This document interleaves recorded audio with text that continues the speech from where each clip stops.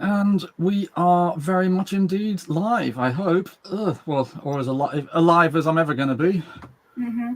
Welcome, everybody, to the International Writers Fellowship, day 12 of this second month of the year of our Lord 2024. My God, that makes me feel old. How are we on the way to mid? How is this mid-February? I have no idea. It was Christmas yesterday. I'm still listening to Christmas music right now. I've been listening to the Kings' Father Christmas all day. Yeah, which is all about Santa Claus getting mugged. I don't know. Father Christmas Christmas, music. give us your money. I like Christmas music year round. Oh yeah, especially about Santa Claus getting mugged. I mean, that's fun. Father Christmas, give us your money. We ain't got no time for your silly toys. We'll beat you up if you don't hand it over. We want your bread, so don't make us annoyed. Gotta love the Kings. But yes, as I'm sure people will notice, it is just Erica and myself today. People are either sick or getting themselves feeling less sick, and Gary, I think, is doing family stuff. Family stuff. That was it, wasn't it? Yeah. I know you Hi, told me something. Kraken, you here already? Good Lord. Kraken was ready. Yeah, waiting for us. I don't know. Well, hello, sir. Welcome. How's your weekend been? Just us, I'm afraid. But hey, life, the universe, and everything. Shall we, being as I think Kraken zones out when we do the cards. So shall we do the cards now? See how long we've got. Yeah, let's do that. I got a new set of cards, deck of cards. So I really want to show these off. Yeah, enjoyed Super Bowl and food. I've heard lots of stories about Super Bowl. I don't know what Super Bowl is. What is Super Bowl? Super Bowl is the so football, so like American football, not Yeah. the big game.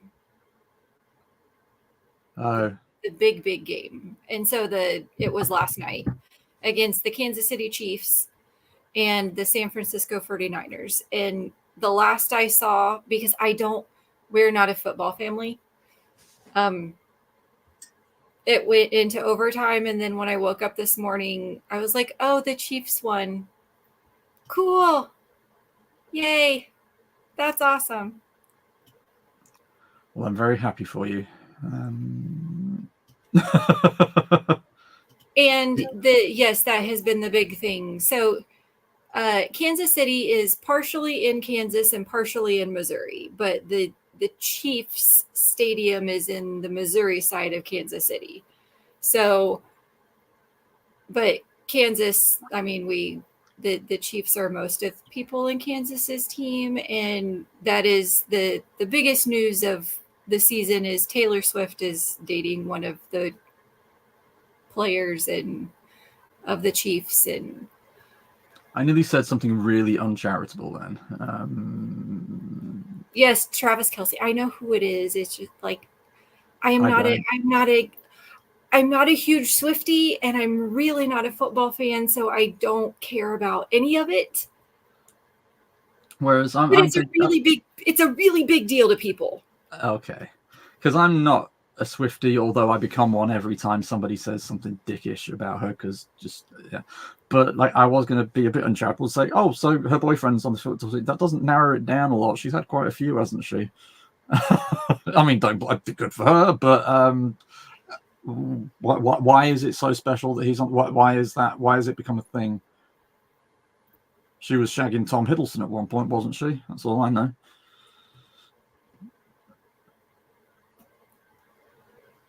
I don't know. I'm not sure. I don't know. Anywho. Yes, what's your new deck? So I am now the very proud owner of the Fenfolk Oracle deck.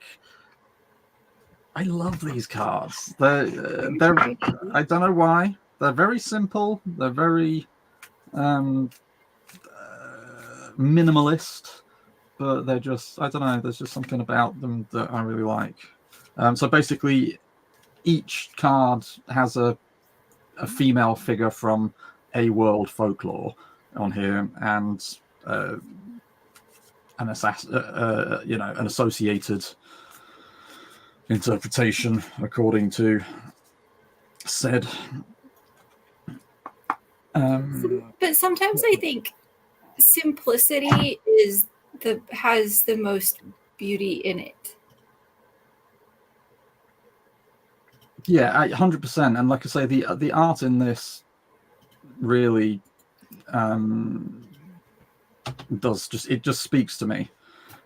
Sorry, I've got people messaging me. Teach me. Because I love just folklore generally. And sorry, tarot. How does tarot work exactly? This is not actually a tarot deck. This is an oracle deck, but does each card? Okay, well, let's do that first. So tarot or oracles? No, don't have duplicates of each card. Each one is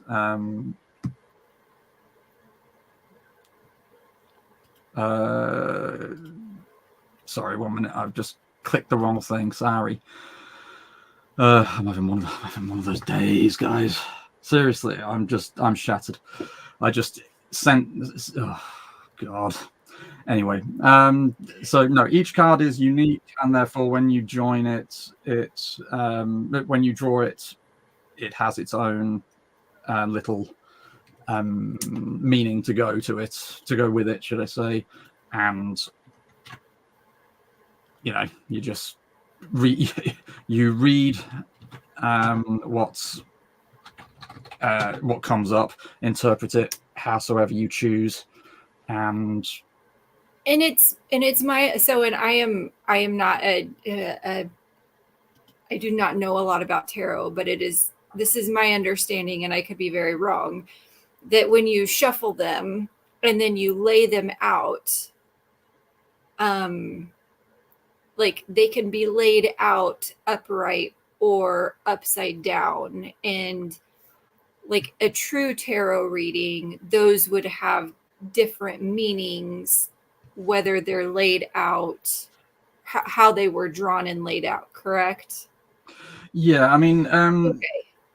So let me just grab one from each one. So some tarot decks have the backs of the cards which are the same up, way, and down. So when you're drawing them, you don't know which way up they are.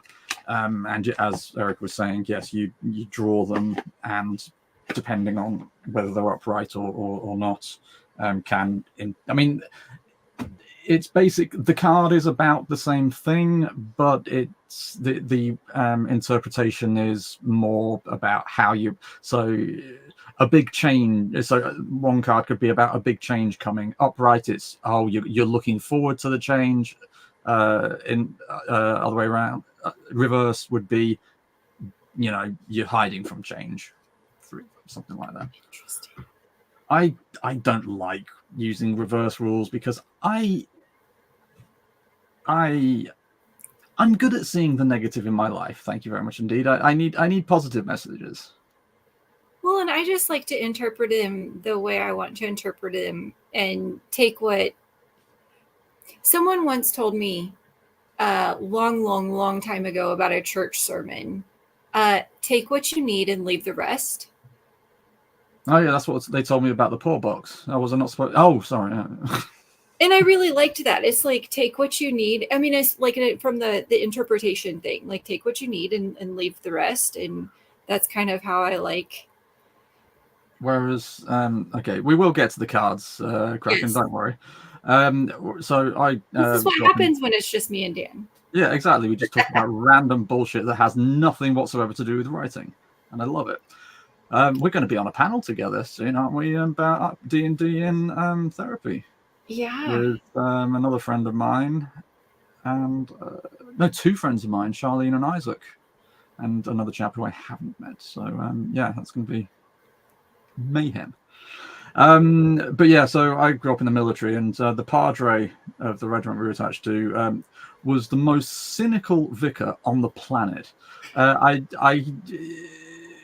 He was just so unenthusiastic about spreading God's message. I can't remember exactly what he was talking about, but I do remember him once saying, and then this had happened. And I quote, "If you believe that kind of thing." It's like, mate, it's your job to make me believe that kind of thing. Interesting. Padre Bolt, if you're out there, you left an impression. He lived just down the road from us, actually.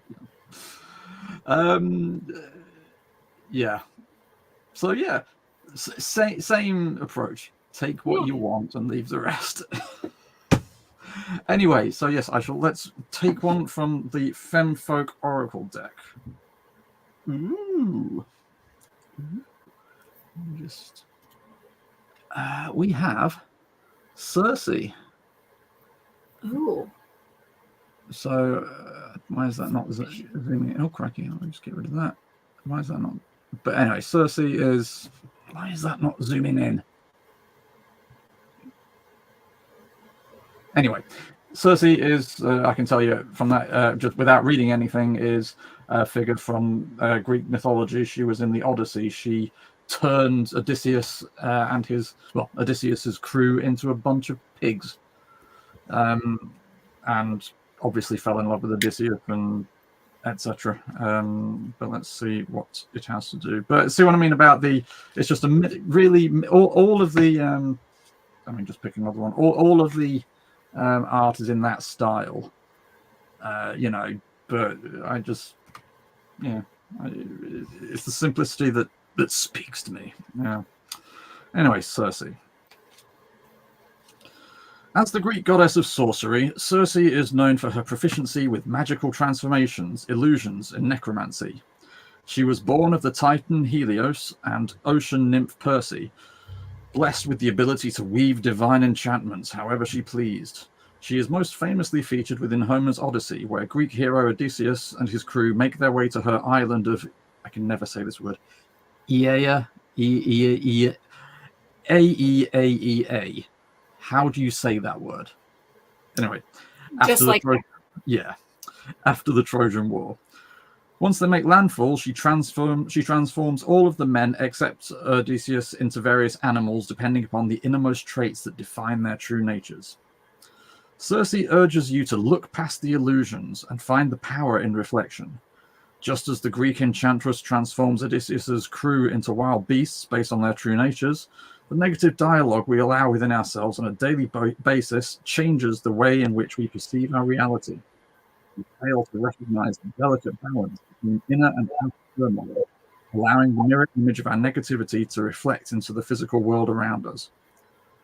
Circe has come to help you reclaim that positive thought process once again, beginning with the reflection within you. Only by relieving yourself of the burden of self-antagonizing behavior can you truly open your heart to possibility. Nice and cute. I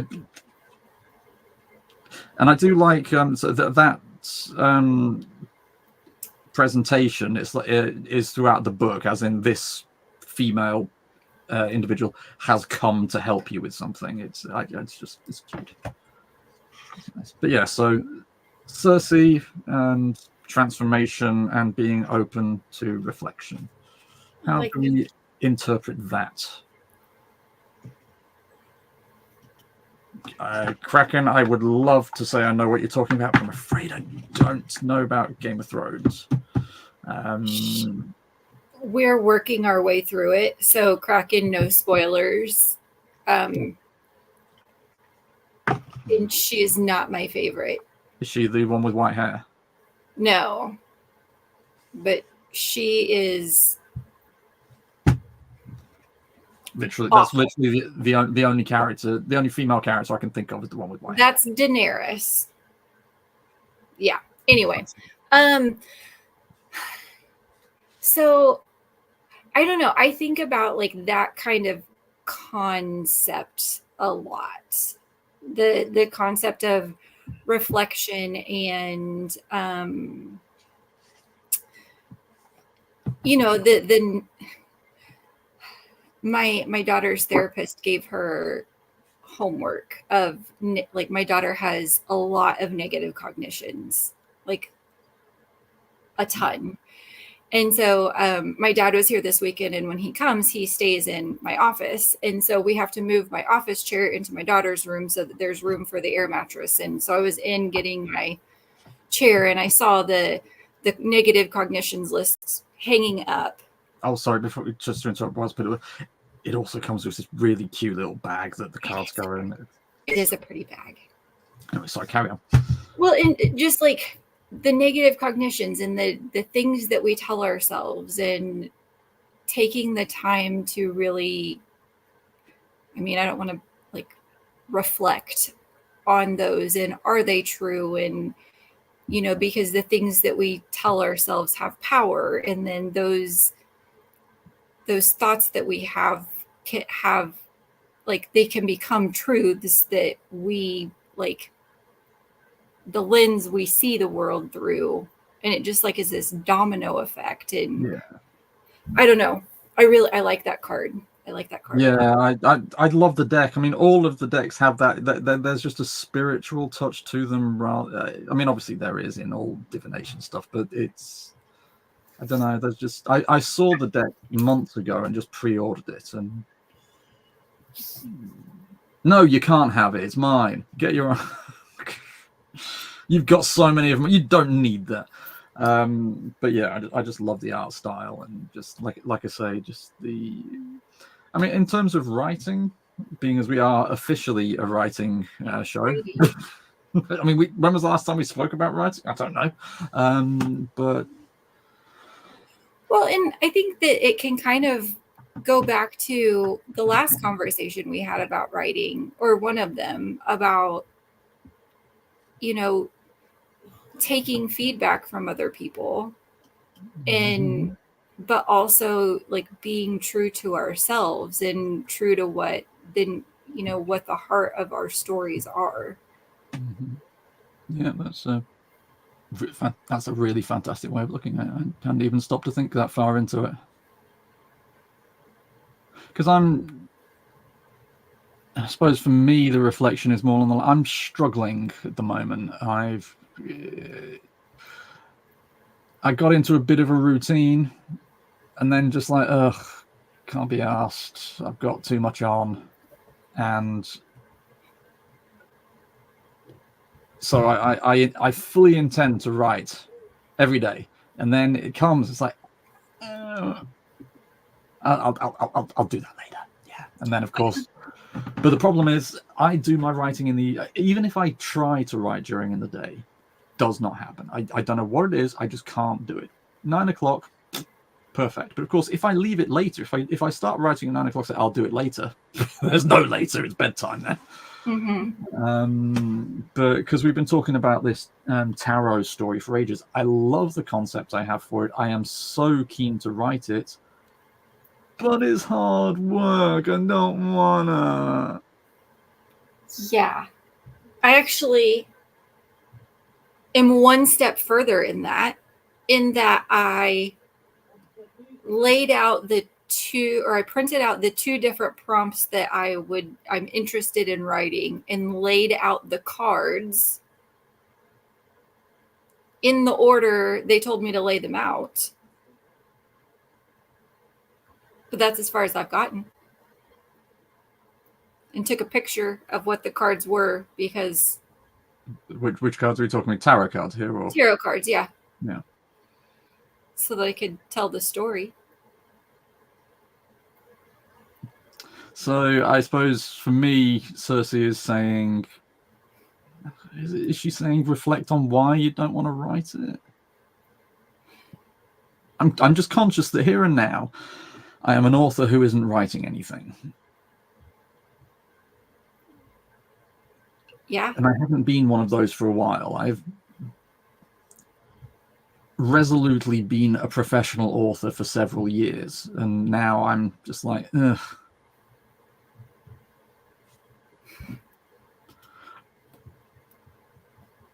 I don't know if that's a threat or a promise, Kraken. Which way up am I? Oh my god. I am not sorry, internet. I would say you can't demonetize us. Do you know why? Because we don't have enough people watching us to monetize it. But yeah, so maybe that I've just got to reflect on why I don't want to write it, or maybe I am busy as hell. I know I'm too busy, but at the same time, I'm not writing, and it's you know, and but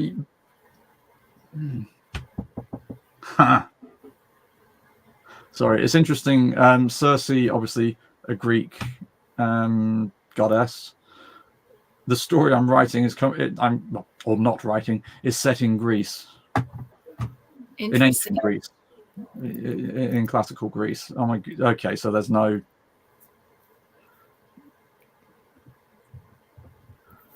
Okay, that wasn't very subtle. I get it. You just got your soup spat in. I don't want it.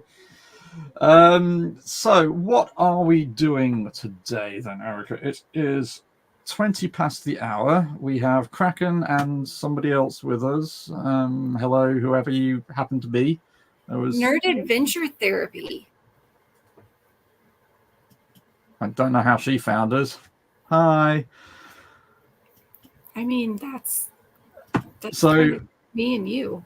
Yeah. And that. So, side note, Erica, meet Charlene. Charlene, meet Erica. We will be on a panel together. Hi.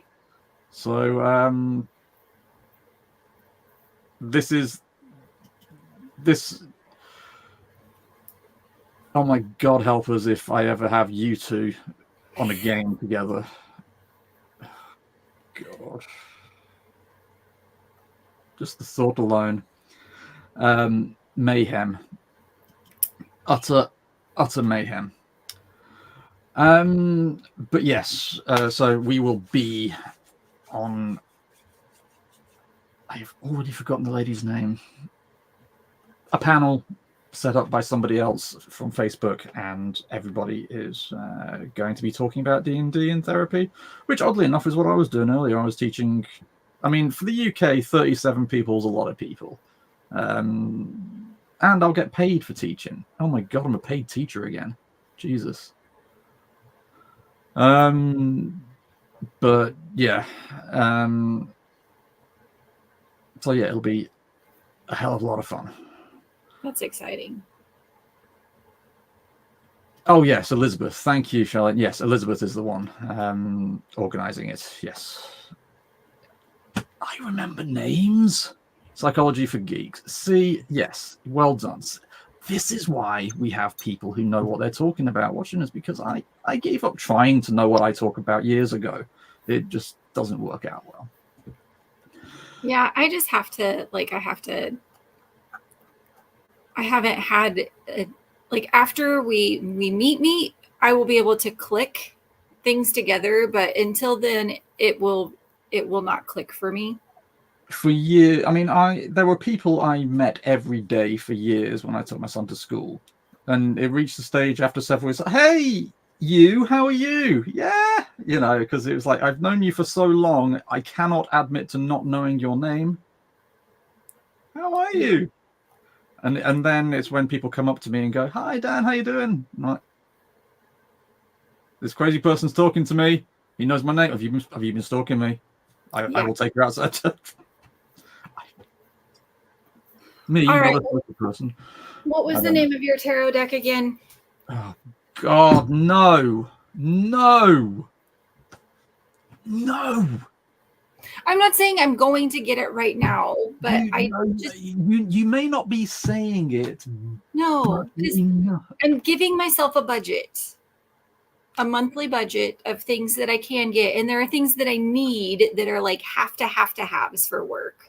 Yes, dear. And this is not a have to. Me too. I've got that budget. Do you know how much I've spent on RPGs this month? No, sorry, RPGs in the past 5 days. No, I probably don't want to either. No, you don't. My bank account sure as hell doesn't.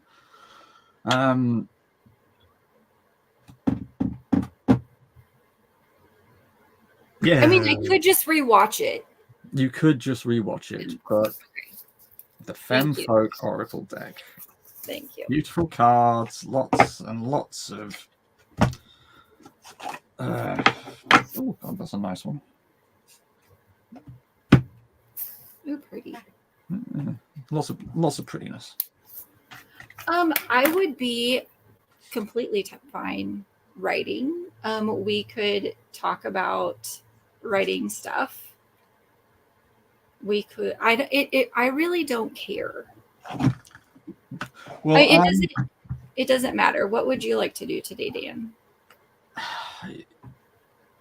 I mean, I can't write the thing I'm writing because it's in the other room. So I am happy to talk about. Okay. Just to talk, if you like, because we have another nerdy therapist in the chat. Kraken is. Oh my! Nice. Way to go, dude. That.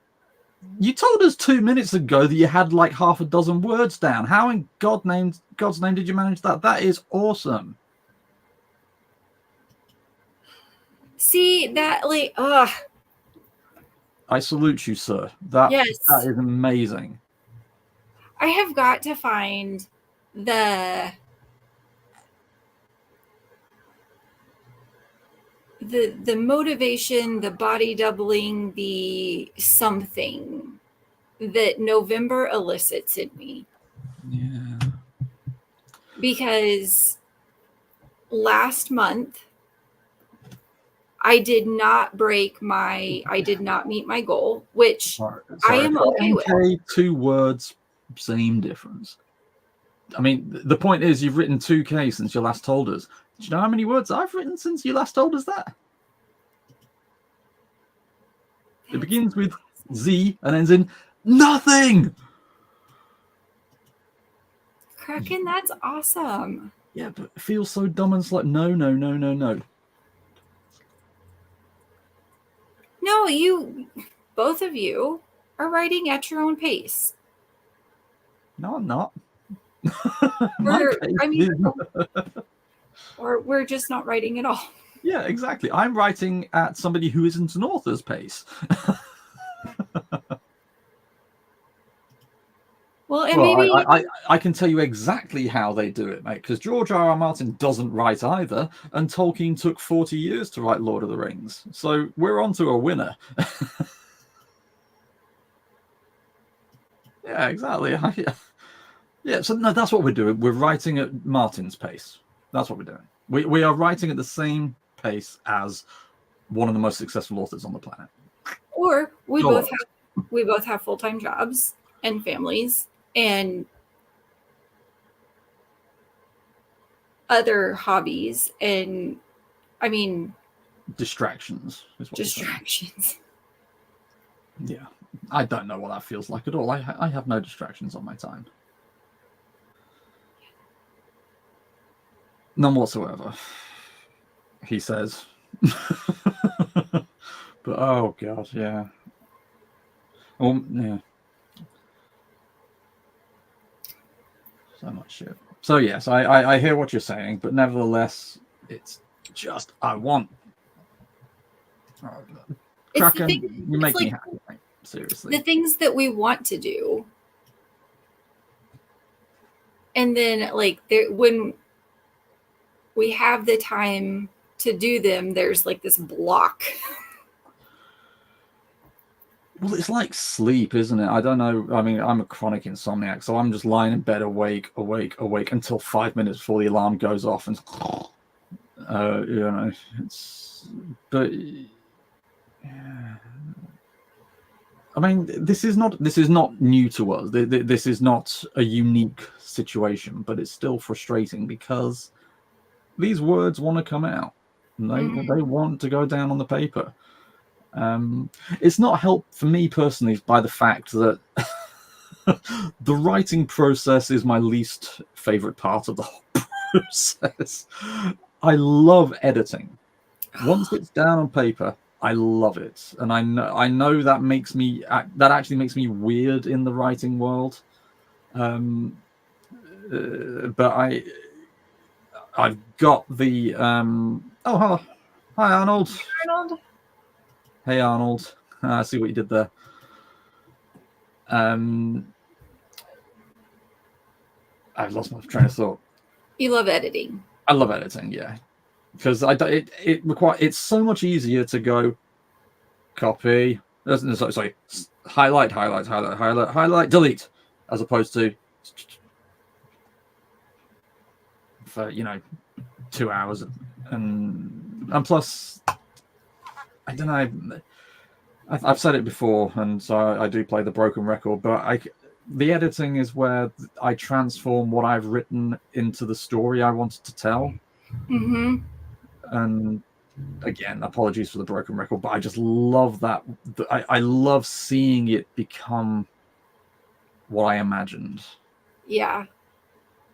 For me, the writing process is like digging the marble out of the ground and dragging it to the studio, and the editing is the chipping away at the pieces until you've got a statue. God, that was a drawn-out metaphor, but that's what I'm sticking with. Yeah. Yeah, absolutely.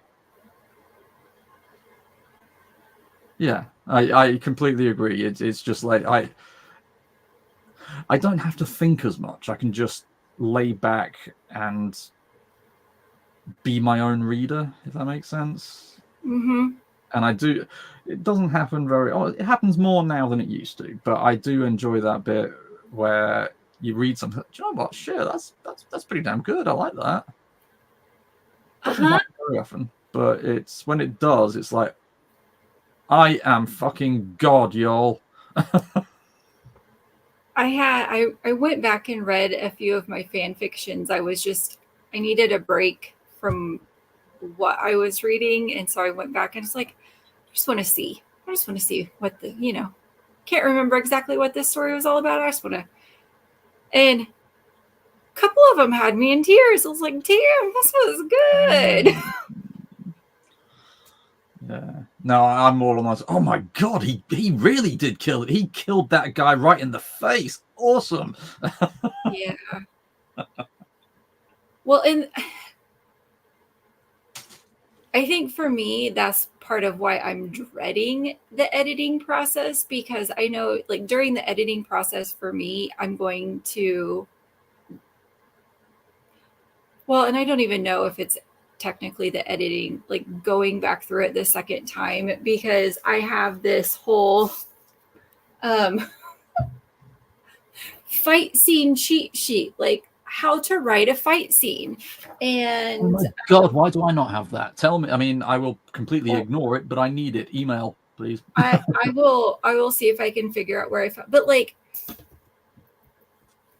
because, and for the first several, like, I actually in my notes had drawn or had printed out like a grid and had written on there where each of the characters were and where the monsters were and where they were moving to, and I had rolled it out because I wanted it to feel almost as if you'd been playing a D&D campaign.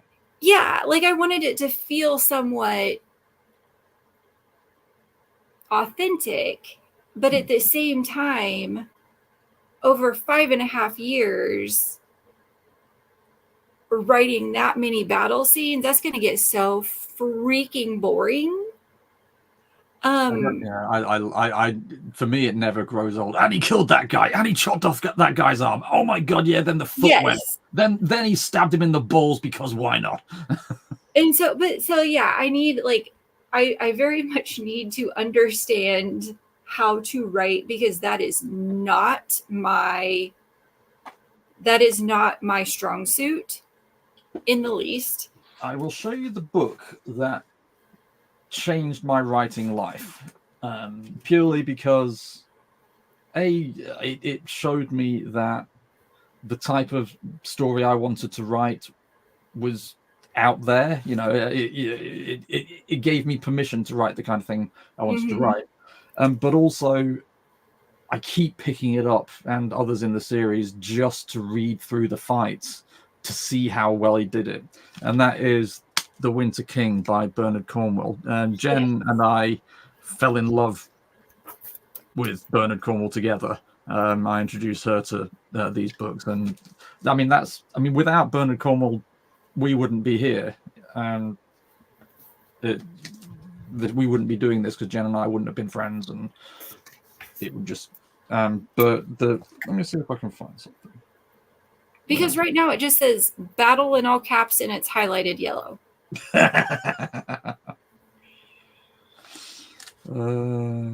there are lots of those. What, from the D&D campaign? No. Yeah. Where is it?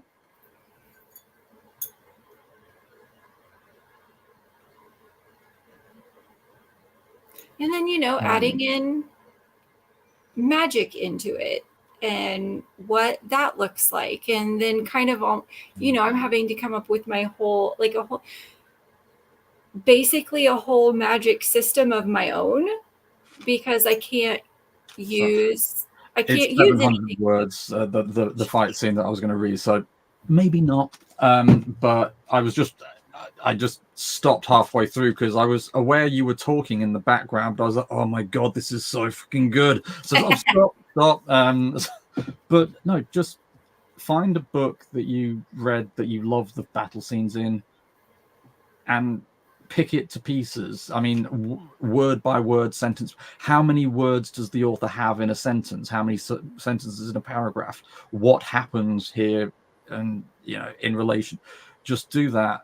And you'll be, like I said, I did that with this, and I have so much fun writing now because I'm writing stuff in the style of one of my favorite authors. So, but then again, or could just leave it as battle highlighted yellow. I'm sure your readers would appreciate that. Imagine this.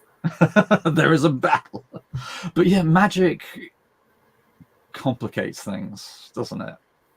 Because my character did not, very, very seldomly did she ever use a weapon. Oh. Because she was wizard. I mean, that's just insane anyway, the fact that you would choose to play as a wizard. But so I'd love to play spellcaster, but the number of spells frightens me. It was insane. Yeah. Well, and then my character ended up getting, I found a book of runes that I ended up learning all of the runes in, and then ended up learning extra runes, and I was a sorcerer. So I ended up with over, I want to say 350 spells at my disposal by the end of the campaign. That's not overkill at all. Kraken, I don't know if I showed you this last week, but Pirate Borg. Horror. Pirates. You want to join us.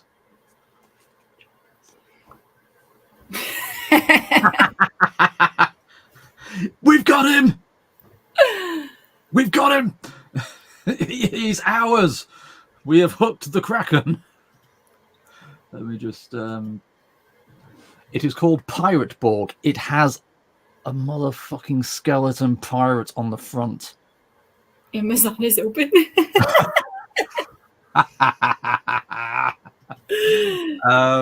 Look at the back. Oh, that's awesome. And just the art throughout. So it's a spin-off from Morkborg, which is a horror RPG. The art in Morkborg is amazing, but it's very garish. It's really bright neon pinks and yellows, and it's a bit much for me. Whereas this, I love the theme pirates, but also, the art's toned down. Look at that, though. And it's set in the real world-ish. It's set in the dark Caribbean. So it's kind of an alternate. But yeah, it's you can choose what's it called? Ships. You've got a Coral Shoggoth. Oh, look at that. Oh, that's awesome.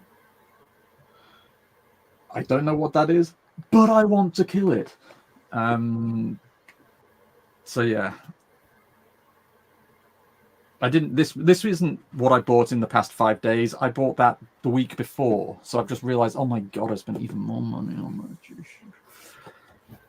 that. But yes, Kraken, buy, read, and we will play. But yeah, what? Just to go back though, you mentioned Kraken that you have a magic system, but you think it's too much for a pirate fantasy. Firstly, there's no such thing as too much magic. As Erica has just said, 350 spells to choose from. And why? Because they know that everybody's going to take Fireball. What's the point in the others? Well, but also, so the runes, like the runic magic, I had to take my hit points to power them. And as a squishy wizard, I didn't have points? a lot. What are hit points is what you were asking. Well, this was the more I practiced them, I could, like, I had milestones. So like at 1 milestone, I was able to roll a D4. And if I rolled, I can't remember what number, I could pull the powering life point, the hit points from someone else. And so there was. And you're trying to tell me that you weren't a necromancer? No. But there was this one spell. This is going to be written so epically. It was a. Oh gosh, it was a force damage rune, and I can't remember how much damage it did. I want to say like 10d10, like it was or maybe 8d10, like it was an insane amount of damage. I'm sorry, did you just say 10d10?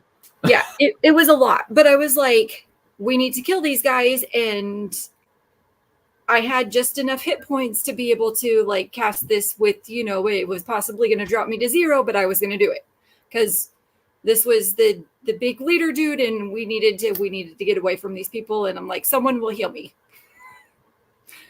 Please heal me. So I got a nat 20, and I was like, oh, sweet baby Jesus, this is going to kill me dead, and they're going to have someone resurrect me because, like, there's no coming back from this. But then I was able to pull it from... Also, what you roll is the number of hit points that you lost. But then I was able to pull it from someone else, and I ended up doing, like, 242 damage in 1 hit.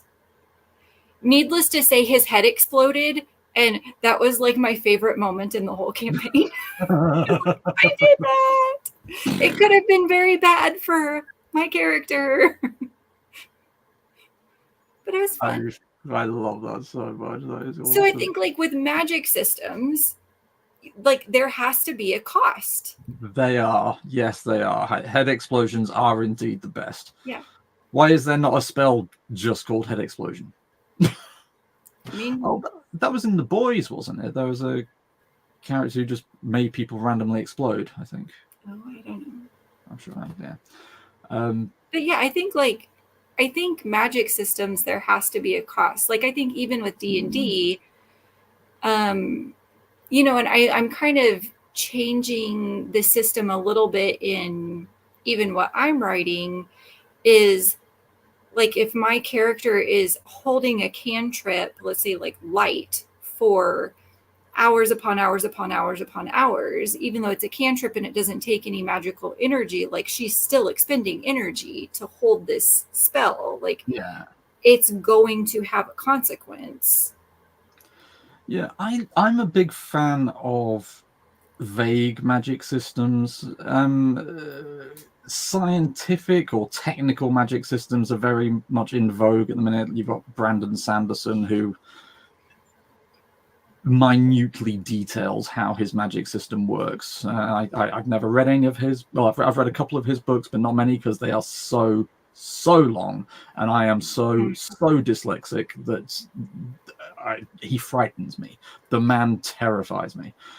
But I think there's one where something metal-based magic, and to be able to have power of his metal, you've got to ingest this metal over time, and you've got to do certain things. And I'm just like, cool, but I just want a character who just does stuff. Yeah. You know? And well, and then like writing, right? Like introducing a system of magic and trying to figure out how to explain it so that it makes sense and not be overly complicated.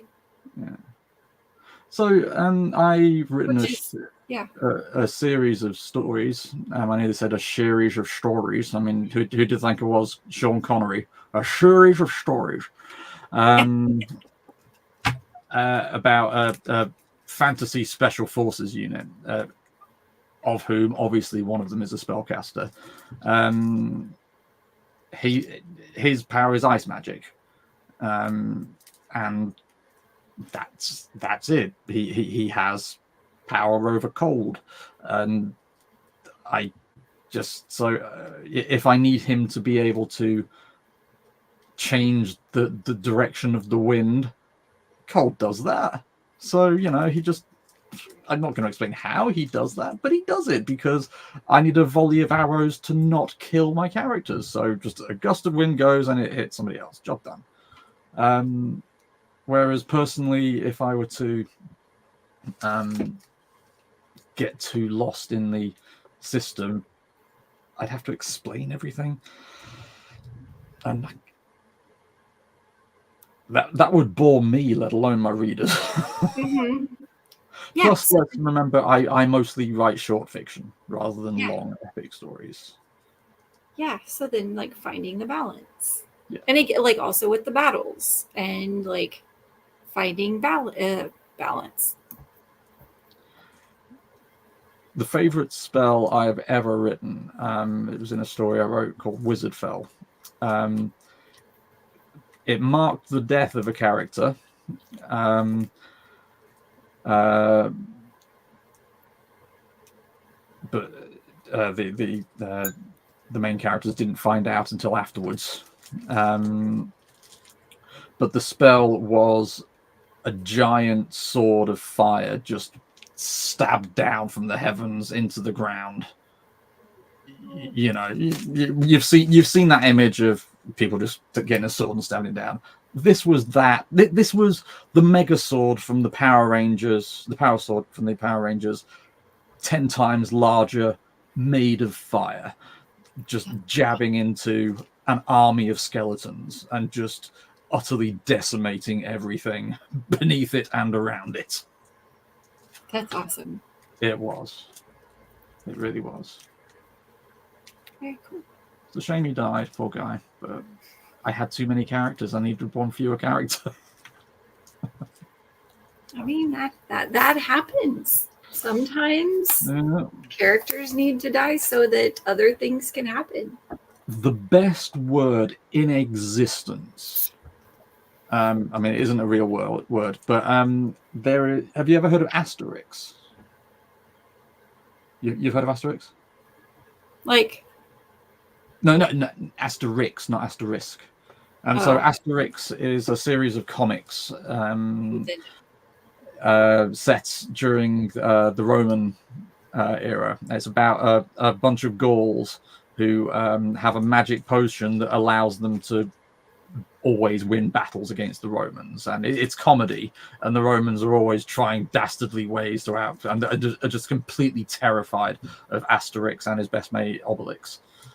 And yeah, they've all got random names, like, so their dog is called Dogmatics. They've got one called Geriatrics and Final Statistics. and the vital statistics, and just we're talking that level, my level. But there's one episode where and they've got some pirates in it who Kraken, if you never read it, read Asterix. And the poor pirates, everything bad always goes wrong for them. And in one episode, the pirates capture spoilers, but the pirates capture a ship full of Sardinian cheese, I think it is. Sardinian cheese is massively powerful. It is just, I mean, you can smell it a mile away. And these guys captured this cheese vessel, lit a candle, and the best word in existence comes up in the panel where the inevitable happens, and it is Vlabberdabaum. Just, coming out of it in explosive text as it would in Vlabberdabaum. It's just amazing. I love that word so much. It's perfect. But yeah, just oddly enough, I wrote and illustrated an Asterix comic strip for a piece of coursework when I was at university. That's awesome. I did. I was doing a course on the Dead Sea Scrolls, so I wrote an Asterix was perfect time period. So I wrote that he and Obelix were. They'd had enough. They were a bit tired fighting the Romans all the time, so they wanted somewhere where they could get a bit of rest. So they went over to Qumran, had a look around, and then decided the place was a bit too boring, and went back home. And as they're leaving, just behind them, the Romans invade and take over, because that's what happened. That's funny. The things we do as students, eh? Yeah. I mean, Jesus, that was 20 years ago. I can not asterisks, Kraken. I shall type it up and put it in. Well, because we were talking about, my daughter made this board game for her ELA project, her English language arts, and she made it about the so she put it on a board, and so you have to go through the tree, and I can't remember what the tree is called for, like the big tree, that one. But like here, what kind of nerd knows that? Oh, well, so you stop here, and you have to fight who is the number one. Your daughter is the best thing alive. So when you stop at number one, you have to fight Ratatask, and you play with a D20. You've been teaching your daughter well. Yes, it's just a dice roll, but then like we shrinky dinked little. Oh, shrinky dink! I've got to get some of this. I hear so many good things about it. We shrinky dinked little game pieces. So like one is a little sword, and then there's a duck and wings. But like games are so fun, and They are. I don't even know what made me think about that, but learning in games. Yeah, just the fun stuff you can do. Yeah, and I've designed several games. I nearly got one published, but it would cost money, and I couldn't be bothered. I need to go back. Oddly enough, it was a game which was tied into a novel I wrote, which we never finished. Well, no, we finished, but we've still got to do the edits, and my co-author has vanished into the ether. But game design is awesome. Awesome. It's awesome. It's awesome. It's also awesome. It's just a lot of fun, and you spend hours upon hours playing games. Yeah, and this one is just like rolling dice to see who gets the high. Like it's just fun. It's just fun. It is. Yeah, it looks amazing.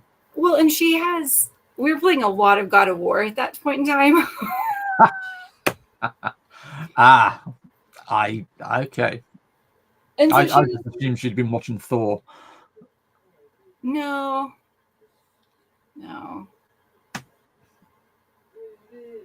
But yeah, she loved designing it, and her teacher was really impressed. I'm really impressed. How old is she? 13. A 13-year-old did that. Well, she did it last year, so she did that when she was 12. I could barely get my 12-year-old to tie his own damn shoelaces. She gets her artistic talent from her dad for sure, and we're both creative in our own ways, but her artistry very much did not come from me. But her nerdist game instincts. Oh, have you gone? Oh no, from both of us for sure. But yeah, I don't know. I just think it's fun the different ways that we can create things. And I will give a pro tip though. If you want to go into game design, start with card games, because game production is expensive. Especially if you want quality products. I mean, this is a board from an RPG map. That is some thick cardboard. yes. And, you've got counters, standees, meeples, dice, and the list goes on. Whereas if you just design a card game, you're paying for the cards. Mm-hmm. And plus, people can take it on holiday.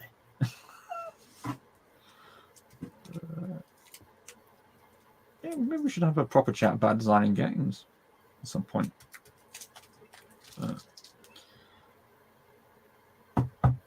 I was going to say something deep and meaningful, but it's gone. What was it going to be, Erica? Tell me. I have no idea.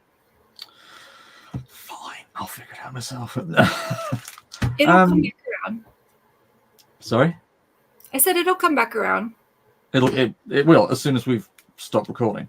Mine. Sometimes it's a carousel, like when it with the speed at which it comes back around, and sometimes it's the flash. There really is no in between speed. It's either the flash or a carousel. Fair play. Oh, that's going to bug me.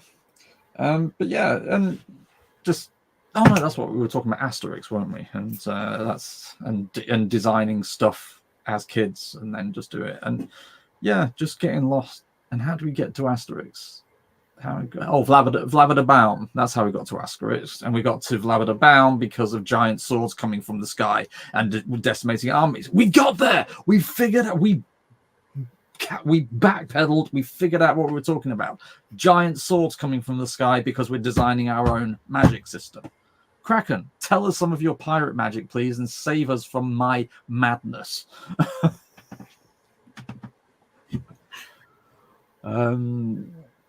There is, what's it called?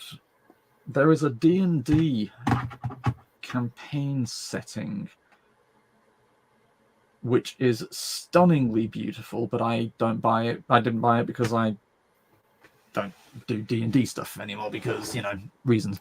Something like the Seas of Vodari, but it's basically an island of rings with a calamitous storm in the middle of it, and a ring of islands, not an island of rings.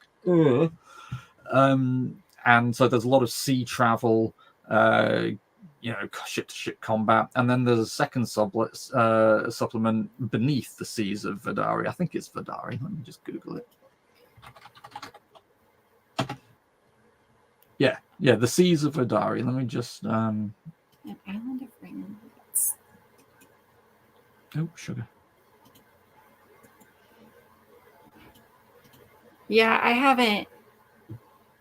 I think the last book I actually purchased was Fizbin's, which is the dragon one, but it was dragons and I couldn't not. Fair play. Can't argue. So yeah, we've got Kraken, you'll appreciate this. So you've got the Seeds of Vidari there. I just love the art style. And then you've got... And it is wizards? I don't know if it's wizard. I don't think it's wizards. I think it's separate. Let me just... Because if it's not wizards... And you've got Under the Seas of Vidari here. And I love underwater settings. I mean, I'm right. You know, Atlantis as a concept has always fascinated me. An Island of Rings. Wait, somebody write that down. Okay. It is not. It is not wizards. I'm so... guys, why do you let me talk about anything whilst Erica's here? You know, Well, no, I don't know that I'll end up getting it, but one of the campaigns I know that you'll end up getting it. No, one of the campaigns that I run for clients is a at sea campaign, which is not something I'm super comfortable with. So I mean, right now I just have all of the free stuff I could find because free is... Yeah, free is my favorite price, actually. Yeah. I also... Jesus, I forget how heavy this is. Also have this. Oh, very cool. Obviously Pathfinder, but and every time I put it up, the cards have fallen everywhere. Oh, do you know what? Not too bad. Famous last words. But basically, all of these are more cards, and this entire thing will be filled by the time. They're each different adventure packs, and it's basically an RPG using cards. So you don't have to write down stats for spells or anything like that. You just play the card with that spell on it. And that's obviously that's a piratey setting, so it's got cool pirate spells and pirate, you know. So like I say, ever since learning about Atlantis as a kid, however the hell I found out about it, it's always fascinated me, and just underwater cities in general I find cool.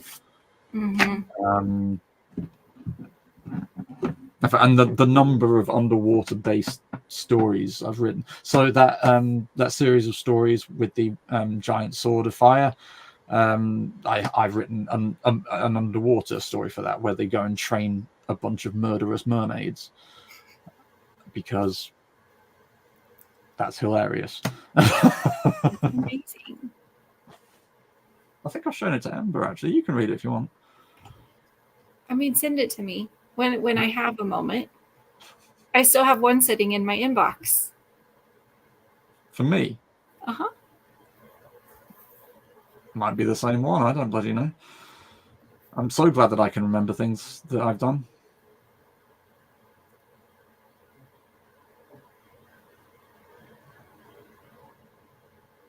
Yeah, I have one. Is it Mercy? That one. That one then. Okay, well, Okay. I don't need to do anything else. It's that one. Ooh. Yes, I have it. And I have it. You have it. Excellent. That's the first step towards having it. God alive, this room is going to kill me one day. It is. So, anything more writing-y we want to talk about? Do we want to call things a day? Any amazing pirate-based magic stuff we want to talk about? There we do have, I mean, in my story there some pirate stuff does happen. Pirates are just cool. I mean there's one pirate that is die. I mean, he deserves to die too. Like died not died surrounded by his own passions, killed by his own passions.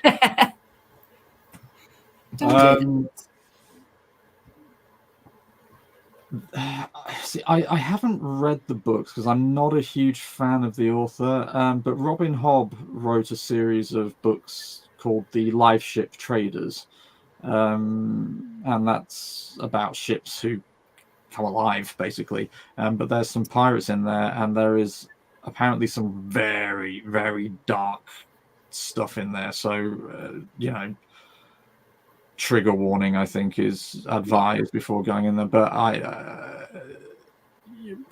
at the end of the day, actual pirates are evil, murderous scumbags. Yeah. But they can also be hilarious if you write them as such.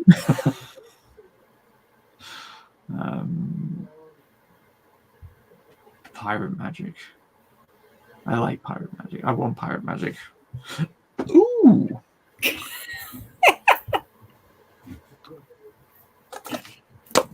You might like this, Kraken. Seventh Sea. I feel like I've seen that before. It's quite a well-known one. The reason I say you might like this.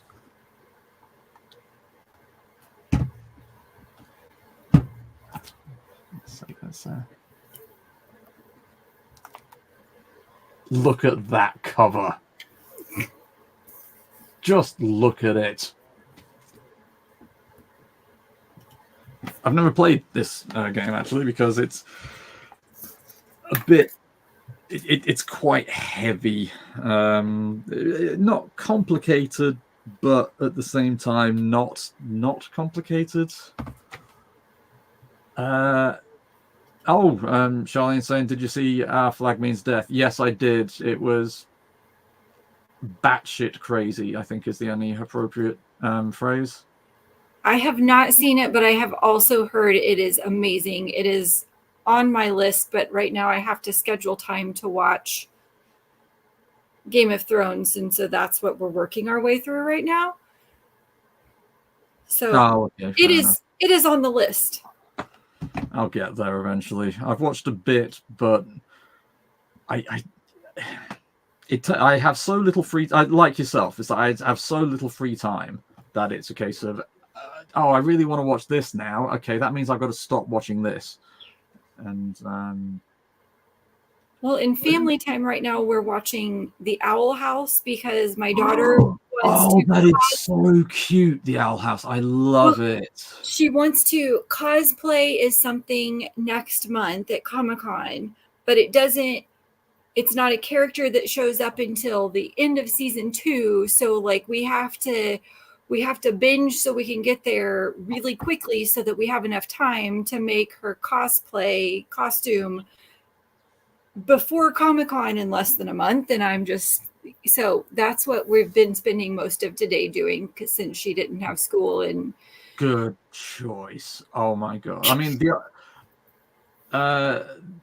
my favorite kids cartoon, well, modern kids cartoon, because He-Man and the Ninja Turtles, they're ingrained in me from the 80s. But I love, adore, cannot get enough of Steven Universe. You don't know. Does that need to go on my list too? You are no longer welcome here. Steven Universe is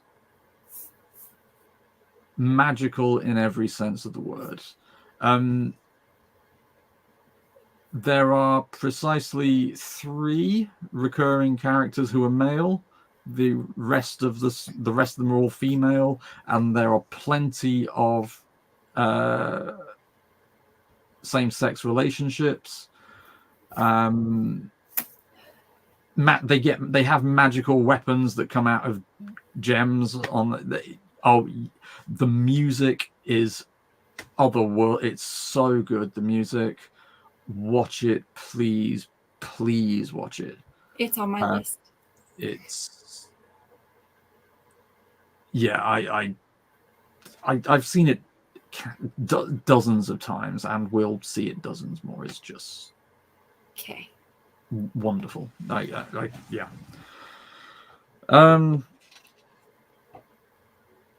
was going to read through this and see if I could find any of the pirate magic, but I don't know if I can be asked now that it's open. Where's the magic? I can't find the magic. I can't find the magic. But there's pirate magic, and there is that cover. So Kraken, get 7th Sea and or Pirate Borg. Join us.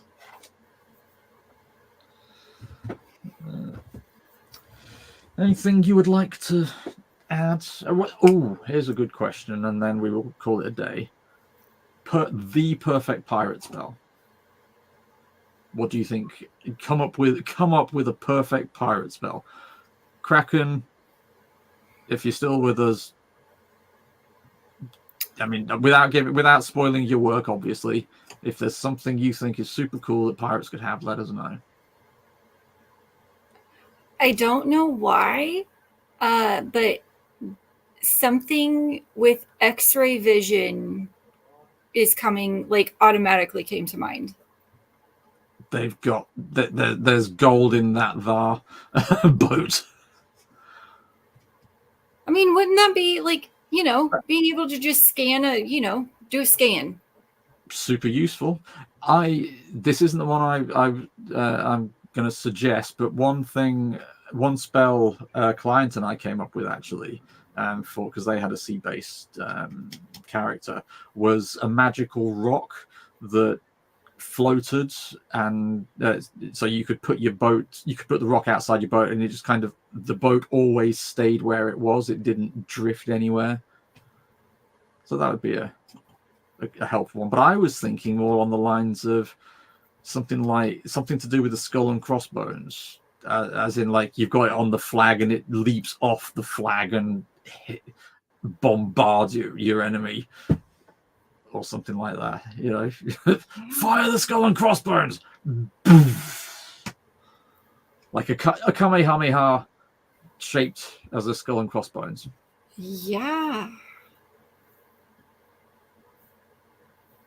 That would be cool. There you go. Right, I think on that note, we should call it a day. It's been wonderful as ever. I like having the others, but I also like, we just geek out, and it's cool. And whoever's still with us, Kraken, Arnold, Charlene, thank you so much for joining us. As usual, you're the ones who make it so much fun. And we will see you again, if not same time next week. If not before, then same time next week. I get my sentences out properly, okay? I order my words correctly, Cranberry. Oh my god. Yeah, no, I'm not carrying on. I'm going to stop.